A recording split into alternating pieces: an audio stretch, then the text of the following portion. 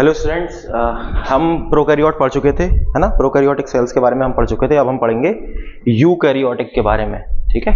Eukaryotic cells, prokaryotic cell के बारे में हमने क्या पढ़ा था, उसमें मेनली बैक्टीरिया आते हैं, ठीक है, या जो भी ऑर्गेनिज्म। एक तो यूनिसेलुलर होते हैं प्रोकैरियोट्स, दूसरा क्या होता है कि इनका जो न्यूक्लियस होता है वो प्रिमिटिव टाइप का होता है, यानी कि न्यूक्लियस जो है इनका वो मेम्ब्रेनस नहीं होता, वो ऐसे ही साइटोप्लाज्म में घूमता फिरता है, ठीक है। तो उसे न्यूक्लियस ना कहकर हम कहते हैं न्यूक्लियोइड। प्रोकैरियोटिक में ये सबसे बड़ा इसका की फैक्टर है प्रोकैरियोट का, ठीक है। और इसमें मेम्ब्रेन बाउंड सेल ऑर्गेनेल्स जो होते हैं वो प्रेजेंट नहीं होते, ठीक है। चलिए अब यूकैरियोट की बात करते हैं। ओके, यूकैरियोट की कहानी ये है कि भैया इसके अंदर जो है वो मेम्ब्रेन बाउंड सेल ऑर्गेनेल्स भी प्रेजेंट होते हैं। इसके अंदर न्यूक्लियस जो है वो भी वेल मेम्ब्रेनस है, यानी कि मेम्ब्रेन बाउंड है, और न्यूक्लियस बिल्कुल प्रॉपर न्यूक्लियस प्रेजेंट होता है इसमें। Cells in which the nucleus is has definite nuclear membrane, nucleus के पास एक डेफिनेट न्यूक्लियर मेम्ब्रेन होती है, ठीक है। इसलिए इसे हम कहते हैं यूकैरियोटिक सेल, यानी कि ट्रू, यू का मतलब ट्रू, कैरियोटिक का मतलब it is related to nucleus, यानी कि ट्रू न्यूक्लियस वाला, ठीक है। These cells exhibit presence of membrane bound cell organelles, ठीक है।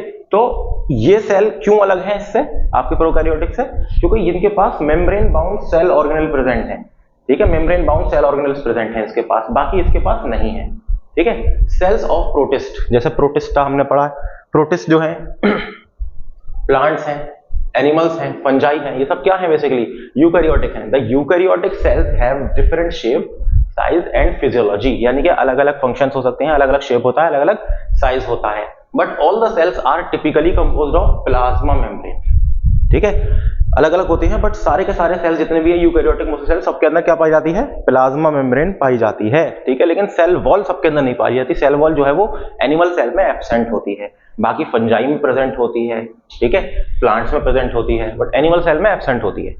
साइटोप्लाज्म एंड ऑर्गेनेल्स जैसे कि माइटोकॉन्ड्रिया है, एंडोप्लाज्मिक रेटिकुलम है, राइबोसोम्स है, गोल्गी कॉम्प्लेक्स एटसेट्रा, है ना, और इनका ट्रू न्यूक्लियस, तो इनके पास ऑर्गेनेल्स होते हैं, है ना, जो मेम्ब्रेन बाउंड ऑर्गेनेल्स हैं, ट्रू न्यूक्लियस प्रेजेंट है, that is why they are called eukaryotic cell, ठीक है। अब देखो प्रोकैरियोटिक और यूकैरियोटिक में फर्क देखिए जरा, prokaryotic versus eukaryotic. The nucleus of prokaryotic cell is not distinct, देखो इसका वेल डिफाइंड न्यूक्लियस नहीं है, ठीक है, तो इसीलिए हम इसे क्या कहते हैं, न्यूक्लियोइड कहते हैं, न्यूक्लियोइड कहते हैं हम जिसे, ठीक है, क्या कहते हैं, न्यूक्लियोइड। और ये याद रखना, ये वाली बात पूछी जाती है कि प्रोकैरियोटिक का जो न्यूक्लियस होता है या फिर न्यूक्लियस लाइक स्ट्रक्चर है उसे हम क्या कहते हैं, that is called nucleoid.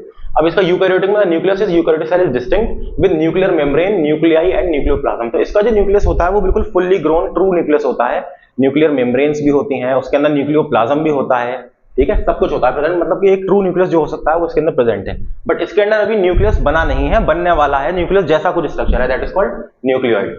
Prokaryotic cell are about 1 से 10 माइक्रोमीटर इन साइज, छोटे होते हैं, ठीक है। और यूकैरियोटिक सेल ये 5 से 100 माइक्रोमीटर इन साइज के हो सकते हैं, और यूकैरियोटिक सेल जो है तकरीबन 15 सेंटीमीटर का भी हो सकता है, ऑस्ट्रिच कांड में जैसे हमने देखा। Due to absence of nuclear membrane, nuclear membrane क्योंकि इसमें होती नहीं है, the nuclear material comes in contact with cytoplasm. तो जो इसका न्यूक्लियर मटेरियल है, खास तौर से जो जेनेटिक मटेरियल है इसका, जेनेटिक मटेरियल यानी कि डीएनए वगैरह ये सब तो रहता है ना न्यूक्लियस में, तो जो जेनेटिक मटेरियल है वो साइटोप्लाज्म के कांटेक्ट में रहता है, मतलब साइटोप्लाज्म में ऐसे ही घूमता फिरता है सही है। अब due to the presence of nuclear membrane, nucleoplasm and cytoplasm never come in physical contact with each other, ठीक है। यानी कि देखो ये है एक सेल, सेल के अंदर है न्यूक्लियस, तो न्यूक्लियस के अंदर जो भरा हुआ है लिक्विड टाइप का, दैट इज न्यूक्लियोप्लाज्म, और सेल के अंदर और न्यूक्लियस के बाहर जो भरा हुआ है दिस इज साइटोप्लाज्म। तो ये कभी एक दूसरे के कांटेक्ट में नहीं आते, क्यों, because of the membrane of nucleus, ठीक है, यही बात लिखी है यहाँ पे। अब प्रोकैरियोटिक के बाद the cell organelles if present are without membrane, अगर कोई सेल ऑर्गेनेल प्रेजेंट है, जैसे कि राइबोसोम प्रेजेंट होते हैं, लेकिन कौन से टाइप के, 70S टाइप के राइबोसोम, मैंने बताया था, याद करिए आप पिछले लेक्चर में, अब वो उसके बारे में हम और कहानी देखेंगे, डोंट वरी अबाउट दैट। तो सेल के ऑर्गेनेल्स यानी कि सेल के अंदर जो कंपोनेंट होते हैं, अगर वो प्रेजेंट है तो वो मेम्ब्रेन बाउंड वाले नहीं होते हैं, ठीक है। बट इसके अंदर ऑर्गेनेल जो होते हैं वो हमेशा मेम्ब्रेन बाउंड होते हैं, जिस भी ऑर्गेनेल की मेम्ब्रेन होती है वो मेम्ब्रेन बाउंड होता है, ठीक है। अब देयर इज डिस्टिंक्ट न्यूक्लियोइड, देखो मैं न्यूक्लियोइड बताया ना, nucleoid in which prokaryotic DNA is present, है ना, न्यूक्लियस लाइक स्ट्रक्चर न्यूक्लियोइड, जहां पर प्रोकैरियोटिक सेल का डीएनए प्रेजेंट है सर्कुलर फॉर्म में। There is a single chromosome, क्या है, सिंगल और circular chromosome, single and circular chromosome हमने पढ़ा था ना बैक्टीरिया में, चलो अब इसमें the nucleus is distinct with more than one chromosome. जैसे हमारे ह्यूमंस की अगर हम बात करें टोटल कितने क्रोमोसोम होते हैं हमारे अंदर, 46 क्रोमोसोम्स होते हैं। तो देखो यहाँ तो सिंगल है, सर्कुलर है, लेकिन हमारे पास कैसे हैं, बहुत सारे क्रोमोसोम हैं और कैसे होते हैं, लीनियर। कैसे क्रोमोसोम होते हैं हमारे, लीनियर, है ना, सर्कुलर नहीं होते। इनके सर्कुलर होते हैं प्रोकैरियोट्स के, बट यूकैरियोट्स के लीनियर क्रोमोसोम होते हैं, सीधे सीधे इस तरह के। देखा होगा ना आपने, ऐसे फोटो देखा होगा क्रोमोसोम का। चलो, mitochondria are absent in prokaryotic cell. ठीक है, माइटोकॉन्ड्रिया जो है वो क्या होता है, एब्सेंट होता है, सही है, प्रोकैरियोटिक सेल के अंदर। माइटोकॉन्ड्रिया क्या है, power house of the cell, हम जानते हैं, ठीक है, बट ये एब्सेंट होता है, बट इसके अंदर ये प्रेजेंट होता है। यूकैरियोटिक सेल में माइटोकॉन्ड्रिया आर प्रेजेंट, ठीक है। क्लोरोफिल जो होता है इसमें वो प्रेजेंट होता है vesicles and not in plastid. देखो क्लोरोफिल प्रेजेंट है बट प्लास्टिड के, क्लोरोप्लास्ट के अंदर नहीं है ना। वो वेसिकल्स छोटे छोटे, यूं कहिए आप, छोटे छोटे पैकेट्स लाइक स्ट्रक्चर है, वेसिकल्स हैं, उसके अंदर प्रेजेंट है क्लोरोफिल। क्लोरोफिल जो ग्रीन पिगमेंट होता है, ठीक है, क्योंकि बहुत सारे बैक्टीरिया हमने पढ़े हैं जो कि फोटोसिंथेसिस करते हैं, ठीक है, तो वो उन्हें क्लोरोफिल चाहिए होता है करने के लिए, है ना। चलिए, prokaryotic cells are found in blue green algae and bacteria. Prokaryotic cells जो है वो किसमें, मतलब बेसिकली यूं कहिए कि प्रोकैरियोटिक सेल्स जो है वो ब्लू ग्रीन एल्गी और बैक्टीरिया ही तो होते हैं, यही तो है प्रोकैरियोटिक, पुराने प्रिमिटिव तरह के ऑर्गेनिज्म, ठीक है। अच्छा, अब इसकी बात करें तो क्लोरोफिल यूकैरियोटिक में प्रेजेंट होता है इनसाइड क्लोरोप्लास्ट, जो कि सेल ऑर्गेनेल है, जिसके बारे में हम डिटेल में डिस्कशन करेंगे। यूकैरियोटिक सेल जो है वो क्या है, बेसिकली वो हाईली इवॉल्व्ड जो प्लांट्स होते हैं, एनिमल्स होते हैं, वो सब क्या है, वो सब बने हैं यूकैरियोटिक सेल्स, ठीक है। चलो, कंपोनेंट ऑफ यूकैरियोटिक सेल। अब देखो कंपोनेंट क्या है यूकैरियोटिक सेल का, है ना, क्या क्या कंपोनेंट है यहाँ पे। तो देखो सेल वॉल सबसे पहले हम सेल के बाहर का स्ट्रक्चर देखेंगे ना, जैसे हम सेल देख रहे हैं हम, ठीक है, तो सेल के बाहर क्या है जो सेल से रिलेटेड है, तो क्या है सेल के बाहर, सेल की वॉल जो सेल को प्रोटेक्ट किए हुए है, ठीक है। फिर धीरे धीरे हम अंदर जाएंगे, तो दिस इज सेल वॉल। अच्छा, अब ये वाली फिर अंदर वाली वो क्या बनाई है मैंने, दिस इज प्लाज्मा मेम्ब्रेन। ये क्या है, दिस इज प्लाज्मा मेम्ब्रेन, ठीक है, ये क्या है, प्लाज्मा मेम्ब्रेन। अब देखो इसके अंदर फिर क्या आ गया, दिस इज न्यूक्लियस, ठीक है, और ये क्या है, न्यूक्लियर मेम्ब्रेन, सही है। यहाँ साइटोप्लाज्म भरा हुआ है, यहाँ न्यूक्लियोप्लाज्म भरा हुआ है, ये सब अभी हम डिस्कशन करेंगे, डोंट वरी अबाउट दैट। तो सेल वॉल के बारे में आपको बताया, सबसे पहले हम सेल वॉल के बारे में जानते हैं, जो कंपोनेंट है यूकैरियोटिक सेल के, उसके बारे में हम पढ़ते हैं। तो सेल वॉल क्या होती है, ये रिजिड होती है, खुरखुरी टाइप की, सपोर्टिव होती है, प्रोटेक्टिव होती है, सबसे ज्यादा आउटर कवरिंग होती है और प्लाज्मा मेम्ब्रेन, यानी कि प्लाज्मा मेम्ब्रेन के बाहर होती है ये, ठीक है। जिन सेल के पास सेल वॉल होती है उनके पास प्लाज्मा मेम्ब्रेन भी होती है। तो पहले प्लाज्मा मेम्ब्रेन, फिर उसके ऊपर एक्स्ट्रा कवरिंग जो है that is called cell wall, ठीक है। Membrane of plant cells, fungi and some protist, कुछ प्रोटिस्टा में, कुछ मोस्टली फंजाई में या फंजाई में और प्लांट सेल्स में होती है सेल वॉल, ठीक है। Algae show presence of cellulose, जो एल्गी है ना, एल्गी जो होती है, काई जो होती है, उसके पास सेल में सेलुलोज होता है सेल वॉल के अंदर। देखो अब हम ये पढ़ चुके थे सब अच्छे से, ठीक है, किसमें क्या होता है, गैलेक्टेंस होता है ना, मेनेंस होता है, and minerals like calcium carbonate in cell wall. तो ये सब सारे सेल वॉल के अंदर ये मिनरल्स जो हैं, गैलेक्टेंस है, मेनेंस है, सेलुलोज, ये सब उसकी एल्गी की अलग अलग एल्गी हमने पढ़ी, तो उसमें अलग अलग में पाई जाती हैं सारी चीजें। In other plants it is made up of hemicellulose. अब प्लांट्स में hemicellulose, pectin, lipid and protein, सही है, और आपका सेलुलोज तो है ही है आपका, ठीक है। Microfibrils of plant cell wall show presence of cellulose which is responsible for rigidity. देखो अब रिजिडिटी के लिए कौन रिस्पांसिबल है, यानी कि जो इसे खुरदुरापन दे रहा है प्लांट की, जो सेल वॉल है, जो उसे सपोर्टिव किए हुए है, टाइट से रखे हुए है, या यूं कहो कि प्रोटेक्ट जो किए हुए है आपके पूरे सेल को, सेल वॉल जो स्ट्रॉन्ग है, किसकी वजह से है वो, खासतौर से सेलुलोज की वजह से है। किसकी वजह से है, सेलुलोज की वजह से है, ठीक है। Some of the depositions of cell wall are silica. अब देखो कुछ कुछ सेल वॉल में क्या होती है, सिलिका का डिपोजिशन होता है, सिलिका है ना, एक मिनरल है, कंपाउंड है, सिलिका, उसका डिपोजिशन होता है, जैसे ग्रास स्टेम में होता है, ठीक है। क्यूटिन का भी होता है, जो epidermal walls of land plants, cutin. Suberin का भी होता है, ये सब क्या है, केमिकल कंपाउंड है। स्यूबेरिन का होता है जो एंडोडर्मल सेल्स ऑफ रूट के सेल के जो अंदर, रूट के अंदर जो अंदर वाले सेल्स होते हैं, एंडोडर्मल सेल्स, उनमें होता है स्यूबेरिन, है ना। वैक्स भी होता है, आपने सुना होगा ना, वैक्स लाइक स्ट्रक्चर, लिग्निन होता है, ये सब क्या है, सेल वॉल के ऊपर आसपास ही होती है सब, ठीक है। It gives shape to the cell and protects from mechanical injury and infection. तो सेल वॉल का काम क्या है कि ये शेप देती है सेल को और सेल को बचाती है, मैकेनिकल इंजरी से प्रोटेक्ट करती है और इन्फेक्शन से प्रोटेक्ट करती है, ठीक है। चलिए ये देखिए, ये क्या बनना है आपके सामने, ये फिगर किस चीज का है, ये फिगर देखो, ये सेल वॉल है बेसिकली आपकी। देखो नीचे ये क्या है, आपकी प्लाज्मा मेम्ब्रेन, ये क्या है आपकी प्लाज्मा मेम्ब्रेन। प्लाज्मा मेम्ब्रेन के ऊपर देखो ये रहे सेलुलोज के माइक्रोफाइब्रिल्स है, सेलुलोज देखो जुड़ा हुआ है ऐसे, क्रॉस लिंकिंग ग्लाइकेन है, इससे जुड़ा हुआ है ना। पेक्टिन है, हमने देखा, देखो पेक्टिन सेलुलोज सब हमने पढ़ा है हमने, ठीक है। ये देखो ये मिडिल लेमेला है, दिस इज मिडिल लेमेला, ठीक है, जो एक सेल वॉल को दूसरी सेल वॉल से जोड़ती है, ये समझिए। ये क्या है, प्राइमरी सेल वॉल है, ये मेन जो सेल वॉल का जो अंदर के कंपोनेंट है। ये समझो कि ये सेल वॉल है, तो इस सेल वॉल को मैं जूम करके दिखा रहा हूं आपको, तो सेल वॉल को मैंने जूम करके दिखाया आपको, तो इस तरह की नजर आती है, ठीक है। Primary cell wall, middle lamella, plasma membrane, ये सारी चीजें इसमें प्रेजेंट होती हैं, ठीक है। देखो अब प्लांट सेल और एनिमल सेल देखिए आप क्या है। प्लांट सेल और एनिमल सेल, देखो इसमें सबसे बड़े बड़े जो फर्क है वो बताता हूं। देखो वैक्यूल होता है ना प्लांट सेल के अंदर, वैक्यूल देखो ये इतना बड़ा स्ट्रक्चर, तकरीबन प्लांट सेल का 90%, 80 से 90% हिस्सा जो है प्लांट सेल का पूरा क्या होता है, वैक्यूल होता है। क्या होता है, वैक्यूल, ठीक है। जिसकी मेम्ब्रेन जो होती है, उसकी मेम्ब्रेन का क्या नाम है, टोनोप्लास्ट। और ये सवाल कई बार पूछा गया है कि वैक्यूल की जो मेम्ब्रेन होती है उसका क्या नाम है, उसका नाम है टोनोप्लास्ट, ठीक है। वैक्यूल क्या रखता है अपने अंदर, क्या करता है, वो हम जब वैक्यूल पढ़ेंगे तब डिस्कशन करेंगे, लेकिन फिलहाल ये वाली बात है कि वैक्यूल जो है वो प्लांट सेल में प्रेजेंट होता है, और एनिमल सेल में वैक्यूल या तो नहीं होता, या अगर होता है तो बहुत छोटा छोटा सा होता है, ठीक है, लेकिन इसके अंदर बहुत बड़ा होता है, ठीक है। न्यूक्लियस जो होता है प्लांट सेल का वो साइड में आ जाता है ना, साइड वाइज पेरिफेरल होता है, और इसका क्या होता है, सेंट्रल होता है। देखो बीच में है न्यूक्लियस, प्लांट सेल का बीच में है, इसका साइड में। साइड में क्यों है, हमें नजर आ रहा है वैक्यूल की वजह से साइड में हो गया है वो, ठीक है। और प्लांट सेल के पास सेल वॉल होती है, लेकिन एनिमल सेल के पास कोई सेल वॉल नहीं होती, इसके पास डायरेक्ट सबसे ज्यादा आउटर कवरिंग जो होती है इसकी किसकी होती है, प्लाज्मा मेम्ब्रेन की होती है, ठीक है। देखो प्लाज्मा मेम्ब्रेन या सेल मेम्ब्रेन तो इसमें भी होती है, लेकिन इसके पास सेल वॉल एक एक्स्ट्रा स्ट्रक्चर भी है, ठीक है, किसके पास, आपके प्लांट सेल के पास, ठीक है। और भी बहुत सारे डिफरेंसेस है, लेकिन मैंने आपको छोटे मोटे मोटे डिफरेंसेस आपको बता दिए हैं, ठीक है। देखो प्लांट सेल के अंदर जो है क्या कहते हैं आपका, वो होता है प्लास्टिड्स होते हैं ना, जैसे देखो क्लोरोप्लास्ट है, सही है, जो कि फोटोसिंथेसिस में हेल्प करता है, फोटोसिंथेसिस होता है यहाँ पर, लेकिन एनिमल सेल में ये प्रेजेंट नहीं होते, ठीक है। तो बहुत सारे डिफरेंसेस हैं। देखो in plants cell wall shows middle lamella, देखो सेल वॉल जो होती है उसमें क्या होता है, मिडिल लेमेला होता है, जो अभी हमने देखा। देखो यहाँ इस वाले डायग्राम को देखो एक बार, दिस इज मिडिल लेमेला, ये जो पोर्शन है ना, दिस इज मिडिल लेमेला, ठीक है। देखो middle lamella, primary cell wall and secondary cell wall. अब देखो मिडिल लेमेला क्या होती है, what is middle lamella, it is thin and lies between two adjacent cells. देखो ये रही पतली सी है ना, देखो जैसे दो सेल हैं, एक सेल और दूसरा सेल, तो यहाँ पे जो बीच में जो स्ट्रक्चर है जो इन दोनों सेलों में कॉमन है, तो this common structure is called middle lamella, ठीक है। इसीलिए हम इसे कहते हैं मिडिल लेमेला, मतलब मेम्ब्रेन यानी कि मिडिल वाली मेम्ब्रेन जो दोनों प्लांट के दोनों सेल्स के लिए। देखो एक सेल, यूं समझो कि आपका एक रूम है और दूसरा रूम है, दोनों रूम मिले हुए हैं, तो रूम की जो दीवार है जो दोनों तरफ शेयर हो रही है, वो दीवार दोनों रूम्स में है ना। आप उधर रूम में जाओगे तो उसमें भी वही दीवार है, इधर आओगे तो इधर भी वही दीवार है, लेकिन दूसरा हिस्सा है ना, एक साइड उधर है एक साइड इधर है। तो ऐसे ही मिडिल लेमेला काम करती है, वो दोनों दो सेल होते हैं उसके बीच में होती है और दोनों सेल को डिवाइड करती है ना।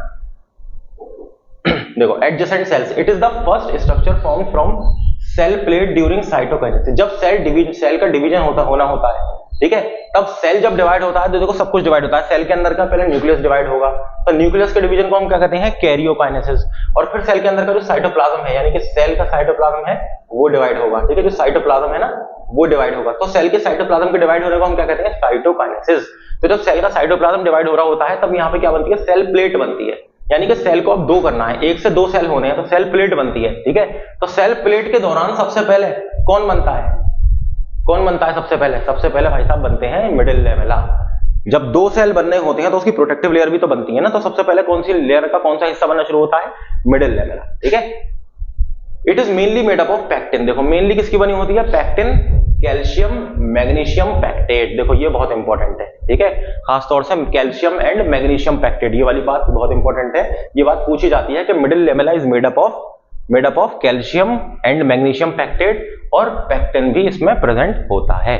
तो ये बात आपको बहुत अच्छे से याद रखनी है, ठीक है। Softening of ripe fruit is due to solubilisation of pectin. देखो आपके जो राइपनिंग, जो प्लांट्स, जो फ्रूट्स हैं आपके जो सॉफ्ट हो जाते हैं ना, जैसे क्या कहते हैं, पिलपिले से हो जाते हैं, सही है। जब आपका जो प्लांट है या फिर जो फ्रूट है, तो फ्रूट बहुत ज्यादा अगर पक गया है तो वो कैसा पिलपिला सा हो जाता है, तो वो पता है किसकी वजह से होता है, ड्यू टू दी सॉल्युबलाइजेशन, यानी सॉल्युबल हो जाती है, घुल जाती है, सॉल्युबलाइजेशन ऑफ पैक्टिन। जो कि देखो जो प्लांट का सेल है तो वो पूरा का पूरा फ्रूट जो बना हुआ है वो भी तो सेल से बना है। कौन से सेल से बना है, प्लांट के सेल से बना है। प्लांट का जब सेल है तो उसके अंदर सेल वॉल भी प्रेजेंट है, और सेल वॉल प्रेजेंट है तो उसमें मिडिल लेमेला भी है, और मिडिल लेमेला है तो उसके अंदर क्या है, पैक्टिन है। तो इस पैक्टिन के घुल जाने से जो प्लांट जो आपका फ्रूट है ठीक है, वो कैसा है, वो हो गया आपका क्या कहते हैं, सॉफ्ट हो गया, सही है। जब बहुत ज्यादा पक जाता है तो सॉफ्ट हो जाता है, तो बहुत ज्यादा पकने का मतलब क्या है कि पैक्टिन जो है इसका वो सोल्यूबलाइज हो गया है। चलो प्राइमरी सेल वॉल देखो क्या था, in young plant cell it is capable of growth, है ना, प्राइमरी सेल वॉल जो है वो बढ़ती है, ग्रो करती है यंग प्लांट सेल में। It is laid inside to middle lamella, middle lamella के नीचे होती है, देखो मिडिल लेमेला के अंदर की तरफ होती है, देखो दिस इज मिडिल लेमेला, और देखो प्राइमरी सेल वॉल आपकी ये रही, ये प्राइमरी सेल वॉल पूरी, ठीक है। It is the only wall seen in meristematic tissue. अब देखो ये इंपॉर्टेंट बात है, टिश्यूज अगर आपने पढ़े हो तो आपको पता होगा मेरिस्टेमेटिक टिश्यूज जो होते हैं, ठीक है, एक्टिवली डिवाइडिंग है आपके मेरिस्टेमेटिक टिश्यू, तो उसमें क्या है, it is the only wall, ये प्राइमरी वॉल ही सेल वॉल देखो उसमें होती है, क्योंकि वहां के सेल जो है बहुत ज्यादा एक्टिवली डिवीजन करते हैं, तो वो बहुत ज्यादा डेवलप्ड सेल वॉल नहीं बना पाते, क्योंकि उन्हें डिवाइड होना होता है जल्दी जल्दी, तो लेकिन उनके अंदर क्या बन जाती है, प्राइमरी वॉल उसके अंदर प्रेजेंट होती है, ठीक है। प्राइमरी वॉल जो है वो सिर्फ और सिर्फ प्राइमरी वॉल जो है वो पाई जाती है सेल वॉल के नाम पर। मीजोफिल्स के अंदर भी, पिथ के अंदर भी, एटसेट्रा, ठीक है। सेकेंडरी वॉल की अगर हम बात करें तो it is present inner to primary wall, primary wall के अंदर, यानी प्राइमरी वॉल के अंदर ही एक इनर वॉल होती है, इनर सेकेंडरी वॉल होती है। Once the growth of primary wall stop, जब प्राइमरी वॉल की ग्रोथ फुल्ली हो जाती है, स्टॉप हो जाती है, तो फिर सेकेंडरी वॉल इज लेड, फिर सेकेंडरी वॉल जो है वो शुरू होती है ग्रो करना। At some places thickening is absent which leads to formation of pits, कहीं कहीं क्या है, थिकनिंग जो होती है वो एब्सेंट हो जाती है। थिकनिंग का मतलब क्या है, थिकनिंग का मतलब क्या है,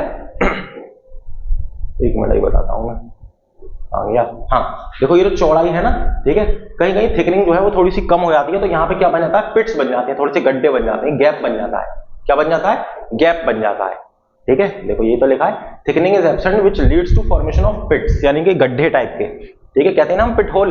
तो देखो अब क्या है, गड्ढे टाइप के वो क्या है, प्लाज्मोडेस्माटा, ये एक नया नाम है, plasmodesmata are cytoplasmic bridges between neighbouring cells, it shows pores between cell wall and middle lamella. तो वो जो गड्ढे बने हैं, देखो ये पिट बन गया है पूरा का पूरा, तो ये पिट्स जो है वो क्या, किस चीज का फॉर्मेशन कर रहा है, ये बना रहा है प्लाज्मोडेस्माटा को। व्हाट इज प्लाज्मोडेस्माटा, प्लाज्मोडेस्माटा के थ्रू जो सेल के कंपोनेंट है, या फिर सेल में कोई चीज जानी होती है, या सेल के आसपास से या फिर सेल के अंदर से गुजरनी होती है, तो उसमें प्लाज्मोडेस्माटा हेल्प करता है। देखो दिस इज प्लाज्मोडेस्माटा, एक सेल को दूसरे सेल से कनेक्ट कर रहा है, देखो सेल के अंदर कोई मटेरियल है तो सेल के अंदर से दूसरे सेल में जाएगा, तो प्लाज्मोडेस्माटा के थ्रू होते हुए जाएगा, है ना। देखो प्लाज्मोडेस्माटा के थ्रू, दिस इज प्लाज्मोडेस्माटा, ये वाला जो पार्ट है दिस इज कॉल्ड प्लाज्मोडेस्माटा, ठीक है। तो देखो ये वाला जो पीले कलर से जो नजर आ रहा है ना आपको, देखो ये पाथवे है प्लांट के, जो सेल के अंदर कोई भी कंपोनेंट अगर ट्रेवल करता है तो या तो सेल के बिल्कुल बाहर की तरफ से गुजर जाता है, जैसे बाईपास रोड होते हैं ना, शहर के बाहर की तरफ से गुजरते हैं, या तो कुछ रोड होते हैं जो शहर के अंदर से होकर जाते हैं। तो शहर मतलब समझ लो एक सेल है, ये पूरा क्या है, शहर है, तो बाहर से अगर जा रहा है, यहाँ से ये वाला जो अगर पाथ है, देखो बाहर बाहर से चल रहा है, सेल के अंदर नहीं गया, अभी सेल के अंदर नहीं गया, बाहर ही बाहर चल रहा है, जो भी देखो ये कंपोनेंट क्या है, बाहर ही बाहर चल रहा है। तो ये क्या है, दिस पाथवे, या ये जो रास्ता है, this is called apoplastic pathway through cell wall, ठीक है। ये क्या है, इसे हम कहते हैं एपोप्लास्टिक पाथवे, ठीक है, जो पाथवे होते हैं जिसके थ्रू ट्रांसपोर्टेशन हो रहा है किसी भी चीज का, कुछ भी हो सकता है वो। अच्छा अब दूसरा क्या है, सिम्प्लास्ट पाथवे, सिम्प्लास्टिक पाथवे, ये थ्रू साइटोप्लाज्म, यानी कि सेल के अंदर होते हुए जाएगा। देखो ये तो वैक्यूल है सेल का साइटोप्लाज्म यही तो है, तो सेल के साइटोप्लाज्म में से फिर प्लाज्मोडेस्माटा में से गुजरेगा, साइटोप्लाज्म में से फिर प्लाज्मोडेस्माटा में, फिर साइटोप्लाज्म में, तो इस तरह से जो है साइटोप्लाज्म के अंदर से होते हुए जाएगा, यानी कि सेल के अंदर होता हुआ जाएगा, ठीक है। तो ये जो रास्ता है जो सेल के अंदर होता हुआ जा रहा है, सेल को क्रॉस करता हुआ प्लाज्मोडेस्माटा के थ्रू, दिस रास्ता इज कॉल्ड सिम्प्लास्टिक पाथवे। तो एपोप्लास्टिक पाथवे और सिम्प्लास्टिक पाथवे जो है भूलना नहीं है, इसे भी याद रखना है, this is also very very important to ask, ठीक है। पूछ लेगा कि बताओ प्लाज्मोडेस्माटा के थ्रू कोई अगर मटेरियल गुजर रहा है तो वो कौन सा रास्ता उसने इख्तियार किया है, क्या उसने एपोप्लास्टिक पाथवे चल रहा है वो, या फिर सिम्प्लास्टिक पाथवे से चल रहा है, तो आपको पता होना चाहिए, ठीक है। चलिए ये देखो ये रहा आपका स्ट्रक्चर, देखो पैक्टिन है, ये रहा पैक्टिन आपका, ठीक है, ये आपकी प्राइमरी सेल वॉल है, ठीक है, बाइलेयर ऑफ प्लाज्मा, ये क्या है, ये प्लाज्मा मेम्ब्रेन है, प्रोटीन्स एंड अभी प्लाज्मा मेम्ब्रेन को हम पढ़ेंगे, ठीक है। देखो हेमीसेलुलोज है, ये रहे हेमीसेलुलोज, ठीक है, ये सेलुलोज माइक्रोफिब्रिल्स हैं, दीज आर सेलुलोज माइक्रोफिब्रिल्स, ठीक है। ये क्या है, this structure is middle lamella, क्या है ये, मिडिल लेमेला। तो ये सब क्या है, cell wall of plant cell, जो हमने आपको दिखाई प्लांट सेल की सेल वॉल, ठीक है। चलो अब सेल मेम्ब्रेन के बारे में हम पढ़ते हैं, जरा देखो पढ़ो क्या लिखा है, सेल मेम्ब्रेन क्या है, क्या बोला है।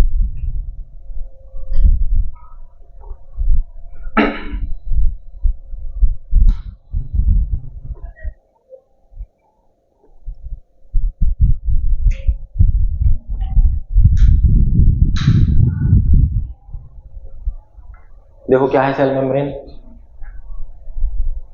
हाँ भाई, सेल मेम्ब्रेन या प्लाज्मा मेम्ब्रेन अगर हम बात करते हैं, ठीक है, या फिर हम इसे क्या कहते हैं, बायो मेम्ब्रेन भी कहते हैं, ठीक है। इट इज थिन, है ना, क्वाजी फ्लूइड स्ट्रक्चर, यानी कि थोड़ी सी फ्लूइड टाइप की होती है ना, थोड़ी सी पिलपिली सी फ्लूइड टाइप का स्ट्रक्चर होता है, बहुत पतली सी होती है, both extra cellularly and intra cellularly होती है, यानी कि एक्स्ट्रा सेलुलर यानी कि सेल के बाहर की तरफ भी है, सेल के अंदर की तरफ भी है, यानी कि इसका जो स्ट्रक्चर है वो ऐसा है जो सेल के अंदर से ही मिल रहा है और सेल के बाहर से भी, यानी कि एनवायरमेंट जो है सेल का उससे भी कनेक्ट कर रहा है। Extracellularly it is present around protoplast and intracellularly it is present around most of the cell organelles in eukaryotic cell, है ना। जो यूकैरियोटिक सेल होते हैं, अगर ये इंटरसेलुलर, अगर सेल के अंदर की तरफ है ज्यादा, देखो एक क्या, देखो एक ये मेम्ब्रेन है, अगर थोड़ा ज्यादा इसका पोर्शन सेल के अंदर की तरफ है तो ये इंट्रासेलुलरली कहलाएगी, थोड़ा सा ज्यादा इसका बाहर की तरफ है तो एक्स्ट्रासेलुलरली, ठीक है, यही वाली बात है बस। It separate cell organelles from cytosol, तो ये क्या करता है, ये सेपरेट करता है सेल की ऑर्गेनेल को साइटोसोल से, है ना। सेल मेम्ब्रेन या सेल के जो ऑर्गेनेल्स हैं, तो ऑर्गेनेल्स के ऊपर भी जो मेम्ब्रेन जो होती है वो भी तो ऑलमोस्ट यही है ना, बायो मेम्ब्रेन हम उसे कहते हैं, ठीक है। चलो, thickness of biomembrane is about 75 angstrom, 75 angstrom, ठीक है। Under electron microscopes cell membrane appears trilaminar, यानी कि मेड अप ऑफ 3 लेयर, देखो अंडर माइक्रोस्कोप में देखोगे ना तो ट्राइलेमिनार 3 लेयर की आपको नजर आएगी हल्की सी। It shows presence of lipids, क्या नजर आता है आपको, लिपिड्स, खासतौर से फॉस्फोलिपिड, यानी कि फैटी सब्सटेंस होता है, अरेंज्ड इन बाइलेयर। फॉस्फोलिपिड कैसे होते हैं, 2 लेयर अरेंज होती हैं एक साथ इस तरह से, बाइलेयर्ड अरेंज होता है इसका स्टेटमेंट, जो बाइलेयर होता है वो इसका स्ट्रक्चर होता है। Lipids possess 1 hydrophobic polar head and 2 hydrophobic non polar tails, ये अभी मैं बताऊंगा, है ना, 1 हाइड्रोफोबिक और 2 हाइड्रोफोबिक नॉन पोलर टेल्स, ठीक है। हाइड्रोफिलिक पोलर एंड, यानी कि ये वाला क्या है, ये वाला जो एंड है ये कैसा है, ये हाइड्रोफिलिक है, इसका मतलब क्या हुआ, ये वाटर लविंग है, क्या है, वाटर लविंग। हाइड्रोफिलिक का मतलब क्या होता है, वाटर लविंग। और ये देखो 2 टेल जो निकल रही है इसकी, ये जो टेल है ये कैसी हैं, हाइड्रोफोबिक, यानी कि पानी से ये डरती हैं। अभी इसके बारे में मैं कहानी बताऊंगा, जब फोटो दिखाऊंगा तब बताऊंगा आपको हाइड्रोफोबिक, हाइड्रोस के नॉन पोलर टेल के बारे में। सो फॉस्फोलिपिड्स आर एम्फीपैथिक, जो फॉस्फोलिपिड होते हैं वो कैसे होते हैं, एम्फीपैथिक होते हैं, यानी कि ये दोनों पाए जाते हैं, इसमें हाइड्रोफोबिक भी और हाइड्रोफिलिक कंपोनेंट भी, ठीक है। Lipid molecules are arranged in 2 layers by layer, जो लिपिड के जो मॉलिक्यूल हैं, ये क्या है, ये लिपिड का मॉलिक्यूल है ना, ये किसमें, 2 लेयर में अरेंज है, एक ऊपर होती है लेयर, एक नीचे होती है, ठीक है। तो इसलिए हम इसे कहते हैं बाइलेयर स्ट्रक्चर। जो सेल मेम्ब्रेन होती है कैसी होती है, मोस्टली बाइलेयर होती है, in such a way that their tails are sandwiched in between heads, due to this tails never come in direct contact with aqueous surrounding, ठीक है। जो सेल है, सेल की जो एक्वस सराउंडिंग है, ये देखो, ये जो नजर आ रहा है ना, अगर हम देखो थोड़ा इसको जूम करके दिखाऊं, इस वाले पार्ट को अगर मैं जूम करूं तो ये पार्ट पता है कैसा है, देखो ऐसा है वाला पार्ट, देखो ये इस तरह का पार्ट है, देख रहे हो,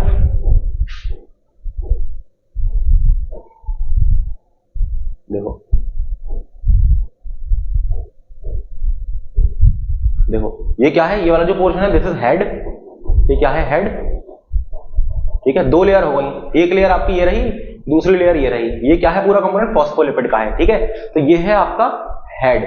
जो हेड होता है, यानी कि ये कैसा रीजन है, ये पोलर रीजन है, कैसा है, पोलर, यानी कि इसके ऊपर क्या प्रेजेंट है, चार्ज प्रेजेंट है, ठीक है, इलेक्ट्रिकल चार्ज इसके ऊपर प्रेजेंट है, जैसे ये क्या है, पोलर है, पोलर हेड, पोलर हेड क्या है, इसके ऊपर प्रेजेंट चार्ज प्रेजेंट है, इलेक्ट्रिकल चार्ज, ठीक है। चलो अब ये जो है ना, ये जो पोलर हेड है, यहां पर देखो ये मेम्ब्रेन है, तो मेम्ब्रेन के बाहर थोड़ा सा क्या होगा, लिक्विड स्ट्रक्चर होगा यहां पर, और ये सेल के अंदर वाला पार्ट है, तो सेल के अंदर भी लिक्विड वाला स्ट्रक्चर होगा, ठीक है। तो ये देखो जो बीच वाला पार्ट है, यानी कि जो ये वाला पार्ट है, ये तो लिक्विड से दूर है ना, देखो इधर लिक्विड और इधर लिक्विड भरा पड़ा है आपका सेल के अंदर, ठीक है। अब भाई सेल के बाहर एक्स्ट्रा सेलुलर फ्लूइड होता है कि नहीं होता, सेल के अंदर साइटोप्लाज्म होता है, वो भी तो एक्वस सब्सटेंस है, लिक्विड ही तो है, यानी कि वाटर भी तो है उसके अंदर।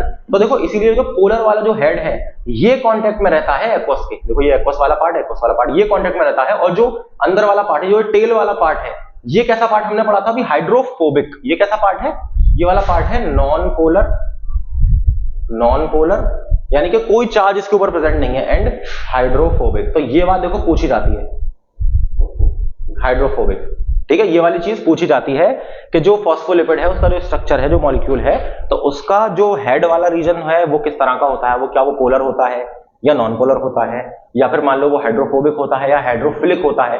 फोबिक मतलब फोबिया मतलब डर, हाइड्रो का मतलब पानी, ठीक है, तो पानी से डरने वाला यानी कि पानी से दूर भागेगा, तो यानी कि एक्वस जो है उससे दूर भाग रहा है, तो देखो ये अंदर की तरफ आ गई ना, तो अंदर तो नहीं है कोई वाटर, ठीक है, ऐसे ही। और हेड बाहर की तरफ है और ये टेल आ गई कहां पे, अंदर की तरफ, तो ये यानी ये अंदर जो टेल्स आ रही हैं these are non polar and hydrophobic, और जो हेड है वो क्या है, वो पोलर है और हाइड्रोफिलिक है, यानी कि वाटर लविंग, फिलिक मतलब लविंग, ठीक है।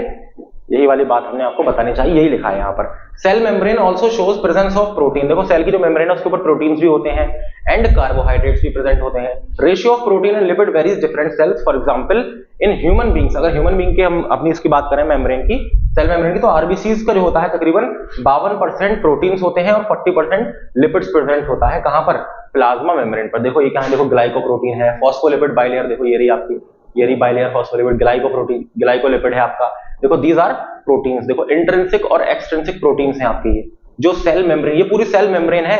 जैसे देखो ये मैंने बनाया एक सेल, ठीक है, तो इस सेल का ये वाला छोटा सा पार्ट अगर मैं जूम करके दिखाऊंगा ना तो ये इस तरह का नजर आएगा, समझ गए।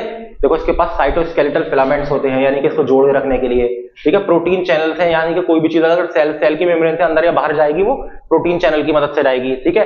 कोलेस्ट्रॉल के मॉलिक्यूल भी यहाँ पे प्रेजेंट हैं आपके, इंटीग्रल प्रोटीन जो इसके अंदर सेल की मेम्ब्रेन में धसे हुए हैं, ठीक है, अंदर की साइड, वो इंटीग्रल कहते हैं। पेरिफेरल प्रोटीन जो कि सेल की मेम्ब्रेन से बाहर की तरफ चिपके हुए हैं बस, दैट इज पेरिफेरल यानी कि कोने में है, ठीक है। ग्लाइकोप्रोटीन जिसके अंदर क्या मिला हुआ है, ग्लाइकोप्रोटीन में क्या है, प्रोटीन है प्लस कार्बोहाइड्रेट है, कार्बोहाइड्रेट यानी कि शुगर के मॉलिक्यूल्स हैं और प्रोटीन्स, ये दोनों चीजें साथ में जुड़ी हुई हैं, तो ग्लाइकोप्रोटीन। ग्लाइकोलिपिड यानी कि कार्बोहाइड्रेट है और साथ में क्या है, लिपिड है यानी कि फैट का मॉलिक्यूल चिपका हुआ है, ये क्या बन गया, दिस इज ग्लाइकोलिपिड, ठीक है। तो ये जो स्ट्रक्चर आपको नजर आ रहा है पूरा का पूरा, this structure is called fluid mosaic model. ये देखिए थोड़ा सा क्लियर स्ट्रक्चर आपको नजर आ रहा है, देखो ये रहा हेड, ये रही इसकी टेल, देखो ये रहा हेड, ये रही टेल, इसे हम कहते हैं फॉस्फोलिपिड बाइलेयर, ठीक है। हेड क्या है आपका, पोलर है, और टेल क्या है आपकी, नॉन पोलर है।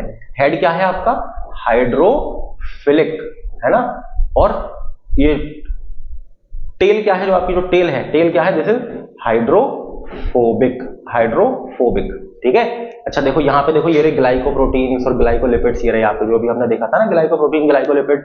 ग्लाइको अगर प्रोटीन है, अगर ग्लाइकोप्रोटीन है यानी कि उसमें कार्बोहाइड्रेट, यानी ग्लाइको वाला पार्ट क्या है, कार्बोहाइड्रेट प्लस प्रोटीन मिला हुआ है, ठीक है। और अगर ग्लाइकोलिपिड है तो कार्बोहाइड्रेट प्लस लिपिड मिला हुआ है यानी कि फैट का पार्ट मिला हुआ है उसमें, ठीक है। ये देखो ये क्या है, प्रोटीन है, these are proteins, intrinsic protein, extrinsic protein, peripheral, ये कोने में है तो पेरिफेरल, ठीक है। और जरा ये देखिए, हाँ अभी के लिए इतना बहुत है, अभी हम आपको बताएंगे पूरा का पूरा मामला।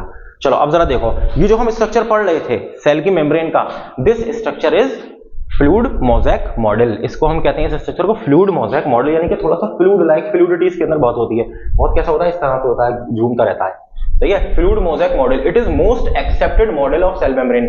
बहुत सारे साइंटिस्ट आए, बहुत सारे साइंटिस्ट ने अलग अलग तरह का बताया, कभी सेल मेम्ब्रेन ऐसी होती है, किसी ने कहा नहीं ऐसी होती है, तो लेकिन सबसे ज्यादा एक्सेप्टेड मॉडल यही है अभी तक का, ठीक है। It was proposed by Singer and Nicolson in 1972। देखो ये वाली बात बहुत इंपॉर्टेंट है, इसको याद रखना है, fluid mosaic model was given by Singer and Nicolson in 1972, ठीक है। According to this model it is made up of phospholipid bilayer and proteins. तो उन्होंने क्या बताया कि जो ये लेयर है यानी कि जो सेल मेम्ब्रेन है वो बनी हुई है फॉस्फोलिपिड बाइलेयर से और प्रोटीन से, है ना। देखो मोस्टली फॉस्फोलिपिड बाइलेयर और प्रोटीन प्रेजेंट है ना इसके अंदर, ठीक है। प्रोटीन्स आर लाइक, अब देखो इन्होंने एक बहुत इंपॉर्टेंट सेंटेंस बोला था, proteins are like icebergs in the sea of lipids. तो जो प्रोटीन है, देखो ये लिपिड्स हैं, ये लिपिड का समंदर है, क्या है, लिपिड का समंदर। उस समंदर के अंदर ये क्या है, ये धसे हुए हैं। आपने कभी आइसबर्ग देखा है, टाइटैनिक फिल्म देखी है, टाइटैनिक में जो टाइटैनिक जहाज था वो किससे टकराया था, आइसबर्ग से टकराया था, यानी कि बहुत बड़े बड़े टुकड़े किसके, आइस के, है ना। जो बर्फ जम जाती है नॉर्थ पोल साउथ पोल में बर्फ है ना, तो वहां पे जो आइस के टुकड़े हैं तो वो टुकड़े टूट के वो बहते रहते हैं समंदर में, वो बहुत बड़े होते हैं, अच्छे खाते, इतने बड़े कि बहुत जहाजों से अगर टकराया जाता है डूब जाता है। तो ये उसी तरह के इतना नजर आ रहे हैं। जरा तसव्वुर करिए कि ये जो फॉस्फोलिपिड है ये क्या है, समंदर है, और समंदर के अंदर ये क्या तैर रहे हैं, ये टुकड़े तैर रहे हैं, किसके, आइसबर्ग, ठीक है, आइस के टुकड़े तैर रहे हैं। तो ये जो इन्होंने यही कहा था कि proteins are like icebergs in the sea of lipid, इसी तरह से आपके इसमें प्रेजेंट होते हैं ये, ठीक है। लिपिड का जो सी है, फॉस्फोलिपिड, इसको समंदर मान लो, और ये क्या है, प्रोटीन्स, ये है iceberg. Proteins can change their position. अब देखो आइसबर्ग है, तैर रहे हैं, तो यानी कि अपनी जगह बदल सकते हैं ये पोजीशन चेंज करते हैं। सम प्रोटीन्स आर इंट्रिंसिक, यानी कि कहां है, occur at different depths of bilayer. देखो कुछ प्रोटीन कैसे हैं, इंट्रिंसिक है यानी कि अंदर की तरफ है, और कुछ कैसे हैं, एक्सट्रिंसिक है यानी कि थोड़े बाहर की तरफ है या पेरिफेरल है। ठीक है, ये देखो ये क्या है, देखो बाहर की तरफ है, ये इंटीग्रल प्रोटीन यानी कि अंदर की तरफ है, ये सब क्या है, इंट्रिंसिक प्रोटीन है। ठीक है, ये मैंने अभी आपको पूरी चीज बता दी। तो ये क्या है आपका fluid mosaic model was given by 1972 by Singer and Nicolson. ठीक है, they span the entire thickness of membrane. कौन, ये जो फॉस्फोलिपिड है, खासतौर फॉस्फोलिपिड और प्रोटीन, यही तो मिलकर पूरी की पूरी थिकनेस बनाते हैं ना इसकी, कितनी कितनी चौड़ी होगी आपकी मेम्ब्रेन, यही तो बनाते हैं मिलकर। So they are called transmembrane proteins. ठीक है, जो ट्रांस मेम्ब्रेन, देखो ये देखो ये रहा पूरा का पूरा थिकनेस, यही तो बना रहा है उसकी मेम्ब्रेन की, देखो तो this is called transmembrane protein, है ना। They form channel for passage of water. देखो यहां से वाटर अंदर जाता है, या फिर यहां से कोई चीज बाहर निकल रही है तो यहीं से बाहर निकलती है। देखो क्या बना है, चैनल बना रखा है इसने। ठीक है, एक्सट्रिंसिक और पेरिफेरल प्रोटीन। देखो पेरिफेरल प्रोटीन को यानी कि साइड वाले जो नीचे प्रोटीन होते हैं, इन्हें हम क्या कहते हैं, एक्सट्रिंसिक प्रोटीन कहते हैं। जो अंदर वाले हैं उसे intrinsic protein. Are found on two surfaces of the membrane, यानी कि बाहर की तरफ और अंदर की तरफ, यानी कि जो साइड में है ना। Quasi fluid nature of lipid enables lateral movement of proteins, यानी कि देखो ये लिपिड है ना, इसमें मूवमेंट चलता रहता है, इस तरह से मूव होती रहती हैं। तो जब मूव हो रही हैं तो प्रोटीन से वो भी अपनी जगह बदल रहे हैं, वो भी मूव, जैसे समंदर है, समंदर में लहरें आती रहती हैं, तो उसी तरह से तस्वीर करिए कि इसके अंदर ये क्या है, एक समंदर है और उसमें लहरें चल रही हैं, कुछ भी, जैसे नाव है, ये क्या है, ये आइसबर्ग है, तो आइसबर्ग ऐसे तैर रहे हैं लहरों के साथ। सही है, इसी प्रॉपर्टी को हम कहते हैं क्वाजी फ्लूइड नेचर। ठीक है, this ability to move within the membrane is measured as fluidity. तो ये जो मूवमेंट हो रहा है, दिस मूवमेंट इज कॉल्ड, या फिर इसी को हम कहते हैं कि ये मेम्ब्रेन की फ्लूइडिटी है, यानी कि मेम्ब्रेन इज फ्लूइड लाइक, यानी कि लिक्विड टाइप की, एक्वस टाइप की फ्लूइडिटी है ये उसकी। ठीक है, fluidity. Main function of plasma membrane is transport of molecules across it. Main function क्या है कि भाई सब्सटेंस जो है कोई सेल के अंदर जाएगा और कोई सेल से बाहर निकलेगा, यानी कि कोई भी जो ट्रांसपोर्ट है अक्रॉस द सेल मेम्ब्रेन, तो वो सेल मेम्ब्रेन के थ्रू तो हो रहा है। सेल मेम्ब्रेन का काम क्या है असल में, प्रोटेक्शन का काम। इतना देखो, मेजर काम इसका प्रोटेक्शन नहीं है, मेजर काम यह है कि सेल के अंदर क्या चीज जानी है, सेल से बाहर क्या चीज जानी है, वो देखता है और कैसे जाएगी। ठीक है, चलो। This membrane is selectively permeable, तो इसे हम क्या कहते हैं, सिलेक्टिवली परमिएबल। सब कुछ हम अपने सेल के अंदर नहीं डाल सकते और सब कुछ सेल से बाहर नहीं आ सकता। सेल के अंदर बहुत कुछ है लेकिन वो बाहर नहीं आ रहा। ठीक है, प्लाज्मा मेम्ब्रेन उसे आने नहीं दे रही, तो इसलिए हम इसे कहते हैं दिस इज सेमी परमिएबल, यानी कि, या फिर यूं कहो सिलेक्टिवली परमिएबल, यानी कि कोई जो सिलेक्टेड चीजें हैं सिर्फ वही सेल के बाहर जा सकती हैं और कुछ इंपॉर्टेंट सिलेक्टेड चीजें वही सेल के अंदर आ सकती हैं। तो दैट इज प्लाज्मा मेम्ब्रेन, है ना। ये बात हो गई आपकी plasma. During passive transport many molecules move across the membrane without spending energy. देखो, अब देखो ट्रांसपोर्ट जो होता है वो दो तरीके से होता है, एक होता है एक्टिव ट्रांसपोर्ट, एक होता है पैसिव ट्रांसपोर्ट। पैसिव का मतलब क्या है कि आराम से नॉर्मली क्या कहते हैं पहुंच गए, बिना किसी मदद के, बिना कोई धक्का लगे हुए, बिना कुछ एनर्जी खर्च किए हुए, कोई भी मॉलिक्यूल है वो आराम से आया और प्लाज्मा मेम्ब्रेन के अंदर एंटर कर गया, यानी कि वो उसकी वीआईपी एंट्री है, वो फ्री है, उसे कोई कुछ नहीं कहेगा, कोई रोकेगा टोकेगा नहीं। ठीक है, तो वो क्या है, उस तरह की जो एंट्री है उस तरह का ट्रांसपोर्ट कहलाता है पैसिव ट्रांसपोर्ट के, जिसके अंदर बहुत सारे मॉलिक्यूल मूव करते हैं अक्रॉस द मेम्ब्रेन, यानी कि मेम्ब्रेन के अंदर जाते हैं, मेम्ब्रेन से बाहर निकलते हैं, यानी कि बेसिकली सेल के अंदर जा रहे हैं, सेल से बाहर आ रहे हैं। ठीक है, विदाउट स्पेंडिंग एनी एनर्जी, यानी कि कोई एनर्जी इसमें खर्च नहीं हो रही, तो इस ट्रांसपोर्ट को हम कहते हैं passive transport. This is also very very important. ठीक है, अच्छा, some solutes move by simple diffusion along with concentration gradient from higher to lower concentration. ठीक है, हायर से लोअर कंसंट्रेशन, यानी कि मान लो कि बाहर बहुत सादे कोई चीज है, जैसे मान लो सोडियम है ना, Na है, सोडियम है, ये बहुत बाहर बहुत ज्यादा है, तो बाहर बहुत ज्यादा है, अंदर थोड़ा सा कम है, तो बाहर से अंदर की तरफ ही तो जाएगा ये। ठीक है, अगर मैं आपको भाई एक गुब्बारा है ना, ये यूं कहो, हाँ चलो गुब्बारे की एग्जांपल ले लेते हैं। गुब्बारा है, मैंने हवा भर दी उसके अंदर, वो मैंने उस गुब्बारे को मैंने पानी में डुबाने की कोशिश करी, ठीक है, और उसके अंदर मैंने छेद करा, तो पानी जो है गुब्बारे के अंदर ही तो जाएगा, क्योंकि तो अंदर नहीं है उसके पानी, अंदर हवा है, हवा बाहर आएगी और पानी उसके अंदर भर जाएगा। ठीक है, तो यानी कि बाहर पानी ज्यादा है, अंदर पानी कम है, इसलिए बाहर से वो अंदर की तरफ जाएगा, यानी कि हाई कंसंट्रेशन से लो कंसंट्रेशन की तरफ जाएगा। तो ये जो हाई से लो की तरफ जो भी चीज जा रही है, यानी कि अगर सेल के बाहर कोई चीज बहुत ज्यादा है और वो सेल के अंदर जानी है, तो सेल मेम्ब्रेन के थ्रू सिंपल डिफ्यूजन एक प्रोसेस होता है, उसके थ्रू जो है वो चीज सेल के अंदर एंटर कर जाएगी। क्यों? क्योंकि बाहर वो चीज बहुत ज्यादा है, सेल के अंदर कम है, तो बाहर से उसे क्या लगेगा, एक ग्रेडियंट बनेगा, एक एक्शन और कंसंट्रेशन ग्रेडियंट बनेगा, यानी वो पुश करके अंदर चला जाएगा। ठीक है, चलिए, तो एक तो आपका नॉर्मल जो सम सॉल्यूट है वो तो सिंपल डिफ्यूजन के थ्रू से जाते हैं, बाकी आपके पैसिव ट्रांसपोर्ट से जाते हैं, ठीक है। और इसमें एनर्जी का भी इस्तेमाल होता है। देखो, न्यूट्रल सॉल्यूट्स में move across the membrane by the process of simple diffusion, this is called passive transport, ठीक है। ये क्या है? पैसिव ट्रांसपोर्ट है, यानी कि विदाउट स्पेंडिंग एनी एनर्जी, बस कंसंट्रेशन ग्रेडियंट है ना। जैसे मान लो कि मैं जो हूं थोड़ा सा क्या करूं, जैसे कि मैंने नॉर्मल एक जगह मेरी यहाँ पे वो रखा हुआ है, कुछ पानी रखा हुआ है ना, तो मैंने हल्का सा और पानी डाल दिया तो ये पानी आगे बढ़ जाएगा ना हल्का सा, यानी कि कंसंट्रेशन जो है वो उसे धक्का मार दिया उसने हल्का सा, ठीक है। अब देखो, वाटर में ऑल्सो मूव बाय ऑस्मोसिस। अब जो वाटर है वो ऑस्मोसिस के थ्रू आपने पढ़ा है, ऑस्मोसिस डिफ्यूजन पढ़ा है आपने। ऑस्मोसिस क्या होता है, डिफ्यूजन क्या होता है, ये 9th क्लास का पोर्शन है, ऑस्मोसिस और डिफ्यूजन, ठीक है। ऑस्मोसिस में बस ये समझ लो कि जो लिक्विड वाला जो स्ट्रक्चर, लिक्विड है जैसे कि पानी है ना, कोई भी सॉल्यूट है, मॉलिक्यूल है, वो एक जगह से दूसरी जगह अक्रॉस दी मेम्ब्रेन पास होता है, ठीक है। डिफ्यूजन में क्या होता है, उसमें गैस होती है बेसिकली, ठीक है। गैस का जो है मेनली, हालांकि हो तो तीनों में सकता है, बट मेनली वो गैस में देखा जाता है। ड्यूरिंग एक्टिव ट्रांसपोर्ट, अब देखो ये तो पैसिव वाली बात हो गई। अब एक्टिव ट्रांसपोर्ट में फ्यू आयंस और molecules are transported against concentration gradient from lower to higher. देखो इसमें क्या होता है, जिसमें हम धक्का मार रहे हैं, एनर्जी लगा रहे हैं, तो एनर्जी कब लगेगी, मान लो कोई चीज ज्यादा है यहां पे और कोई चीज कम है ना। अब ज्यादा से कम की तरफ आएगा ना, मामला ज्यादा से कम की तरफ बढ़ेगा ताकि वो बराबर हो जाए। लेकिन इसमें क्या होता है, इसमें उल्टा होता है, इसमें कम से ज्यादा की तरफ जा रहा है, यानी कि ऑलरेडी कमरा भरा हुआ है, या यूं कहो कि एक गाड़ी है, उसके अंदर आराम से 5 सीटर गाड़ी है, और 5 सीटर गाड़ी के अंदर 5 लोग बैठे हुए हैं।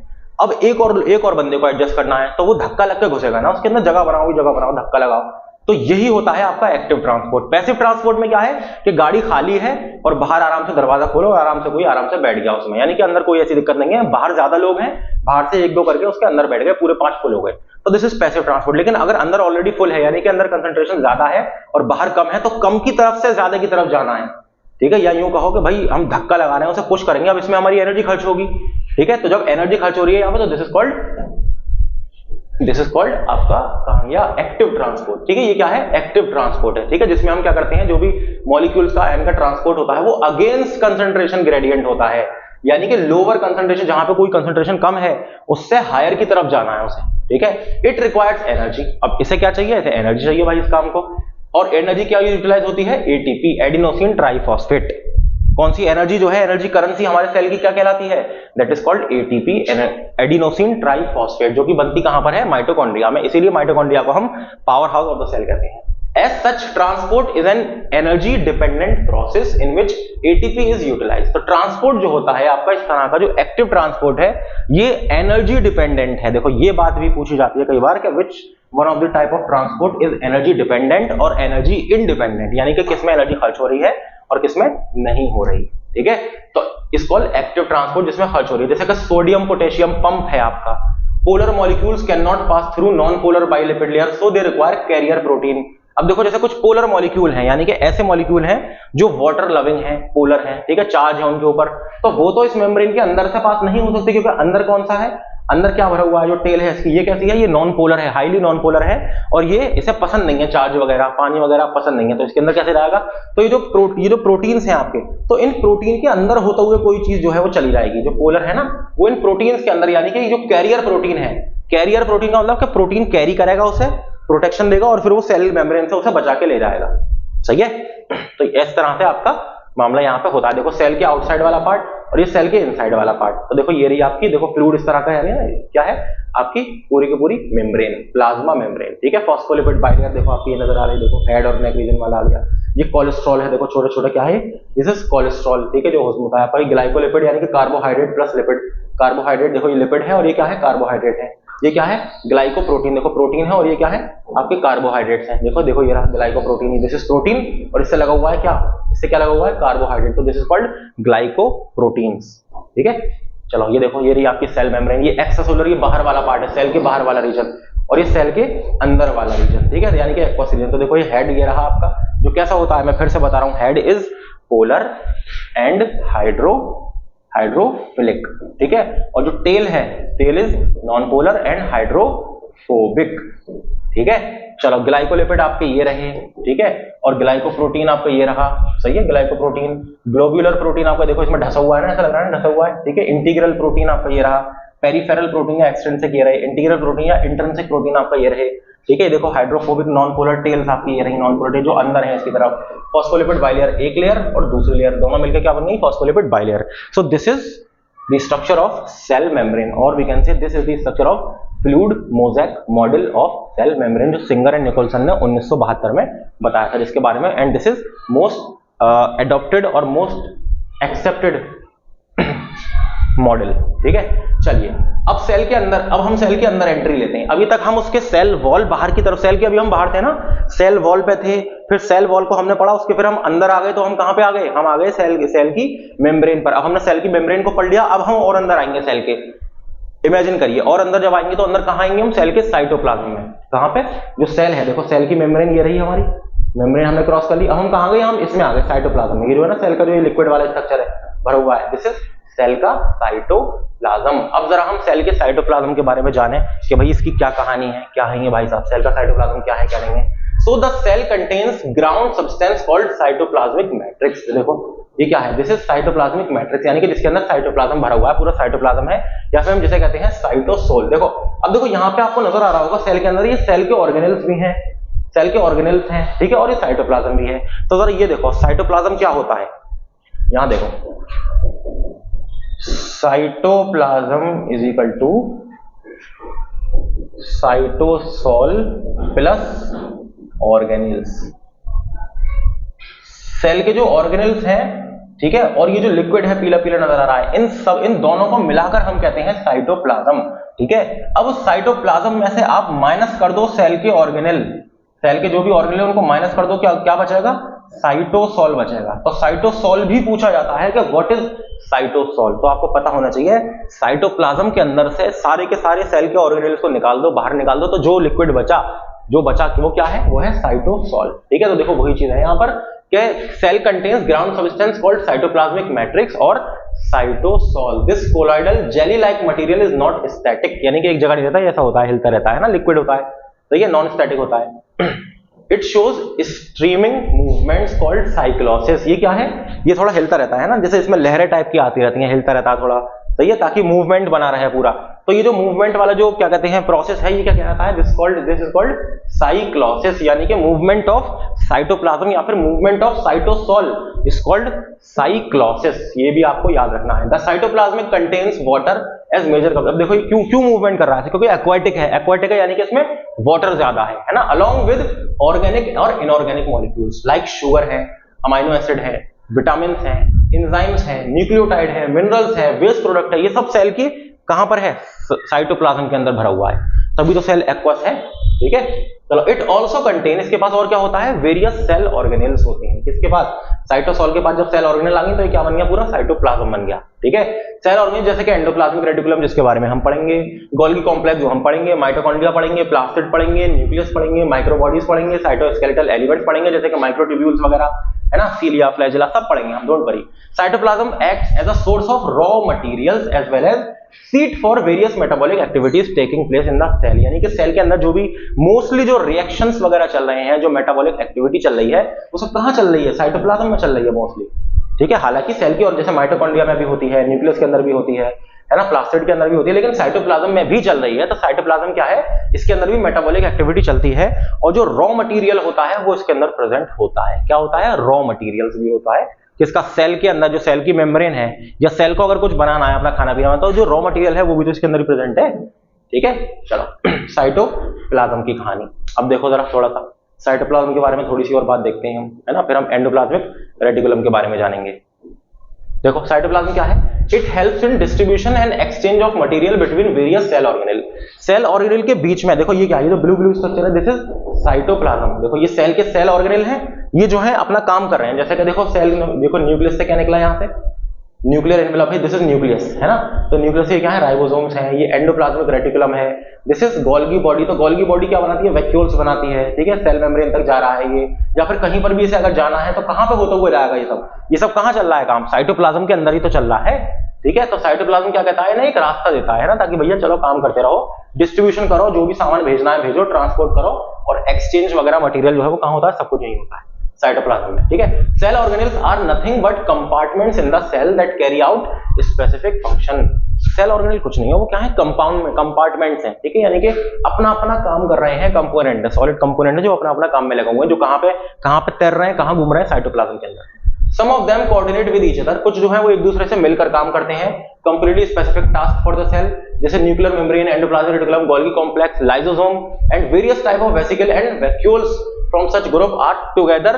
ये सब जो है, जो मैंने अभी नाम बताया आपको, जैसे न्यूक्लियस है, एंडोप्लाज्मिक रेटिकुलम है, गोल्गी बॉडी है, ये सब मिलजुल के काम कर रहे हैं। अब ये मिलजुल के क्या काम करते हैं ये तब पता चलेगा जब हम इनके बारे में स्पेसिफिकली आपको पढ़ाएंगे, ठीक है। कंसीडर्ड एज, अब इन्हें हम क्या कहते हैं, इन सबको मिला के जो सब मिलजुल के काम कर रहे हैं इन्हें हम कहते हैं, ये जो ये पूरा एक सिस्टम बनाते हैं, that system is called endomembranes system या एंडोमेम्ब्रेन सिस्टम, ठीक है। कौन कौन बनाता है, न्यूक्लियर मेम्ब्रेन है, एंडोप्लाज्मिक रेटिकुलम है, गोल्गी कॉम्प्लेक्स है, लाइसोसोम है और वेरियस टाइप ऑफ वेसिकल्स है and vacuole form such group, ये पूरा एक ग्रुप बना लिया। इस ग्रुप को हम क्या कहते हैं, या इस सिस्टम को हम कहते हैं एंडोमेम्ब्रेन। एंडो का मतलब इनसाइड, इनसाइड द मेम्ब्रेन, जो सेल की जो मेम्ब्रेन है उसके अंदर कुछ ग्रुप बने हुए हैं ऑर्गेनेल्स के, जो कि मिलजुल के काम कर रहे हैं, उन्हें हम कहते हैं endomembrane system of the cell.